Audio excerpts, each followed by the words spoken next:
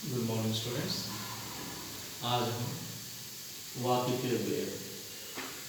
भेद दो प्रकार के होते हैं, अर्थ के आधार पर और रचना के आधार पर। अर्थ के आधार पर वाक्य के भेद कक्षा 9वीं में हम लोग पढ़ चुके हैं। कक्षा 10वीं के लिए केवल रचना के आधार पर। तो रचना के आधार पर वाक्य के भेद 4 अंक के लिए 4 मार्क्स होता है इसका लिए। तो इसलिए बहुत ध्यान के साथ हम लोग ये टॉपिक सुनना है और सीखना भी है। इधर वाक्य के भेद जो है, पहले हम ये सीखना है कि वाक्य क्या होता है, वाक्य किसे कहते हैं। हम बोल सकते हैं कि वाक्य पदों का समूह को लेकर हम वाक्य बना सकते हैं। पदों को समूह को लेकर वाक्य बना सकते हैं, लेकिन उसमें हम ये भी जानना है कि वाक्य में पूर्ण रूप से उसका अर्थ निकलता है या नहीं। जिस वाक्य में पूर्ण रूप से वाक्य का अर्थ निकलता है, उसका मीनिंग पूर्ण रूप से निकलता है, उसी को वाक्य हम कह सकते हैं। और बिना अर्थ के जो वाक्य होते हैं तो उसे हम वाक्य बोल नहीं सकते हैं। तो वैसे तो इधर वाक्य रचना के आधार पर 3 भेद होते हैं। एक होता है सरल वाक्य, संयुक्त वाक्य और मिश्रित वाक्य। पहले हम ये देखते हैं कि परिभाषा, वाक्य की परिभाषा क्या होता है। अभी आपको मैंने बताया था कि वाक्य में आने वाला पदों का समूह को लेकर एक वाक्य बनता है। उस वाक्य में आने वाला जो अर्थ होता है, मीनिंग जो होता है, पूर्ण रूप से उसका मीनिंग जो होता है, तो उसी को वाक्य कहलाते हैं। देखिए, 2 या 2 से अधिक पदों के सार्थक समूह को, 2 या 2 से अधिक पदों का सार्थक समूह को जिससे पूरा अर्थ निकलता है, जिसके द्वारा पूरा मीनिंग, पूरा अर्थ निकलता है, उसी को वाक्य कहते हैं। तो उस वाक्य जो है, उदाहरण दिया है, देखिए, सत्य की विजय होती है। यहाँ पे उदाहरण दिया है, सत्य की विजय होते हैं। वाक्य में सही मीनिंग है, सत्य के लिए विजय हो गया। लेकिन इसी वाक्य को हम दोबारा देखिए, विजय सत्य की होती है, तो इसका मीनिंग और कुछ होता है। सत्य की होती है विजय, इसका मीनिंग अलग होता है। तो देखिए, जिस वाक्य में पूर्ण रूप से अर्थ प्राप्त होता है, ग्रहण करते हैं हम लोग, उसी को हम वाक्य कहते हैं। देखिए, सत्य की विजय होती है। तो ऐसा हम लोग वाक्य को 3 प्रकार में बांटा गया है। एक होता है सरल वाक्य, संयुक्त वाक्य और मिश्रित वाक्य। सरल वाक्य में देखिए, सरल वाक्य क्या होता है, सिंपल सेंटेंस है। सरल वाक्य में केवल एक ही क्रिया होता है, इसमें दूसरा कोई वाक्य का मेल या मिलाप नहीं होता है, और इसमें प्रत्येक वाक्य में 2 अंश होता है। ये वाला मेन चीज है, प्रत्येक वाक्य में 2 अंश होता है।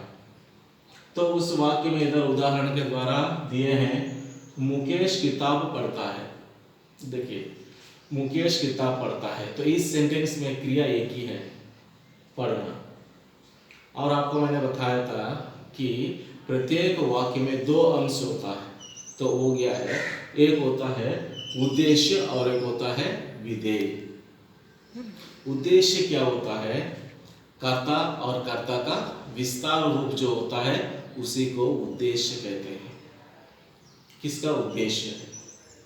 विधेय जो है, क्रिया का विस्तार रूप जो होते हैं, उसी को विधेय कहते हैं।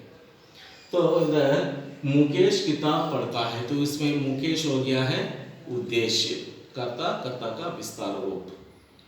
तो विधेय हो गया है किताब पढ़ता है, क्रिया का विस्तार रूप। वैसा ही दूसरा उदाहरण भी यहाँ पे दिया है, रंग बिरंगे फूल सभी का मन मोह लेते हैं। तो रंग बिरंगे फूल जो है, तो ये उद्देश्य हो गया है, और सभी का मन मोह लेते हैं, तो ये हो गया है विधेय। तो ऐसा हर वाक्य में 2 अंश होता है, एक होता है उद्देश्य और एक होता है विधेय। तो ये सरल वाक्य में केवल एक ही क्रिया होता है। उस वाक्य के बीच में कोई भी विराम चिन्हों का प्रयोग नहीं होता है। दूसरा, वाक्य का मेल या मिलाप नहीं होता है। तो ये सरल वाक्य का नियम है। और दूसरा हम देख सकते हैं कि संयुक्त वाक्य। संयुक्त वाक्य क्या होता है? जैसा हम लोग अभी सरल वाक्य में पढ़े हैं, एक ही क्रिया होता है, लेकिन संयुक्त वाक्य में दो या दो से अधिक क्रिया होता है। सरल वाक्य में हम लोग पढ़े हैं तो उसमें दूसरा वाक्य का मेल या मिलाप नहीं होता है, लेकिन संयुक्त वाक्य में दूसरा सरल वाक्य भी होता है, दो सरल वाक्य होता है। तो उसमें मैंने बताया था सरल वाक्य में कोई विराम चिन्हों का प्रयोग नहीं होता है, लेकिन संयुक्त वाक्य में समुच्चय बोधक चिन्हों का प्रयोग किए जाते हैं। तो इधर दो सरल वाक्य होते हैं, दो सरल वाक्यों के बीच में समुच्चय बोधक होता है। ये समुच्चय बोधक शब्दों के द्वारा दो सरल वाक्यों को जोड़ते हैं।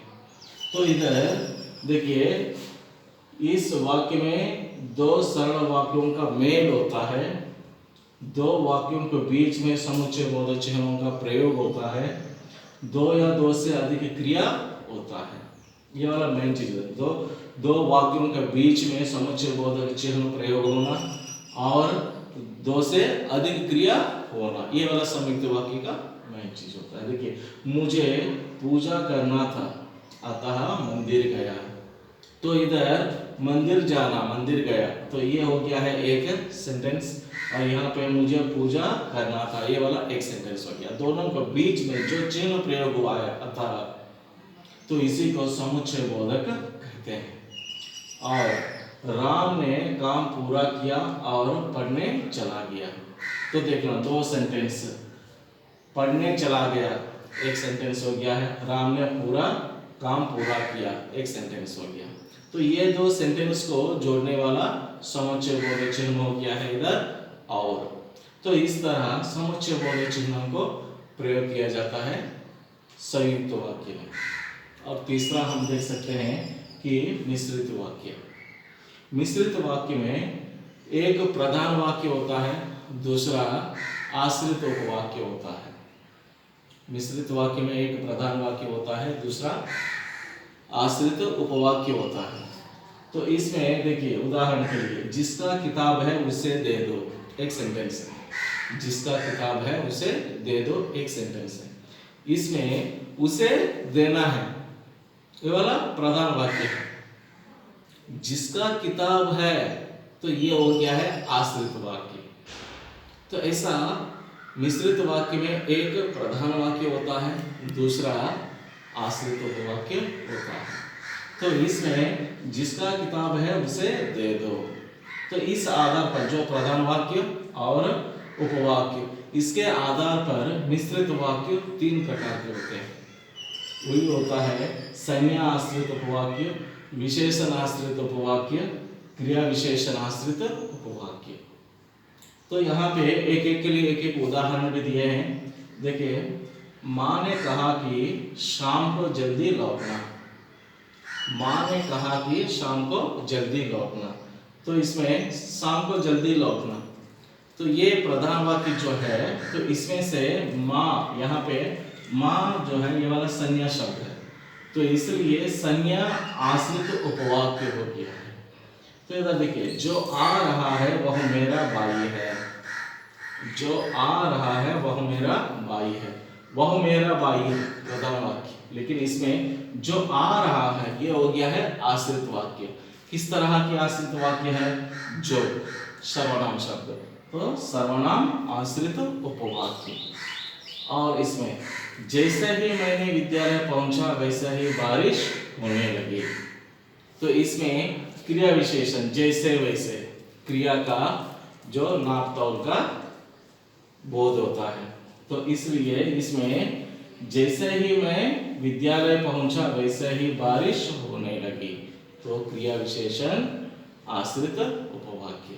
तो इस प्रकार वाक्य के भेद तीन प्रकार के होते हैं, सरल वाक्य, संयुक्त वाक्य, मिश्रित वाक्य। मिश्रित वाक्य में तीन प्रकार के वाक्य होते हैं, संज्ञाश्रित उपवाक्य, विशेषणाश्रित उपवाक्य, क्रिया विशेषण उपवाक्य। तो यह रहा नियम। तो इस नियम को सही रूप से अगर हम याद करेंगे तो अगला सेंटेंस कैसे बनाना है, इसमें एग्जाम के लिए बहुत इंपॉर्टेंट सी चीज़ यही है कि ये नियमों को पूरा याद करते हुए हम अगला सेंटेंस को कैसे बदलना है, चेंज कैसे करना है, सरल वाक्य से संयुक्त वाक्य में कैसे चेंज करना है, संयुक्त वाक्य के मिश्रित वाक्य में कैसे चेंज करना है, ये हम लोग अगला वीडियो में सीखेंगे। तब तक ये नियम सही रूप से याद कर लेना। Thank you.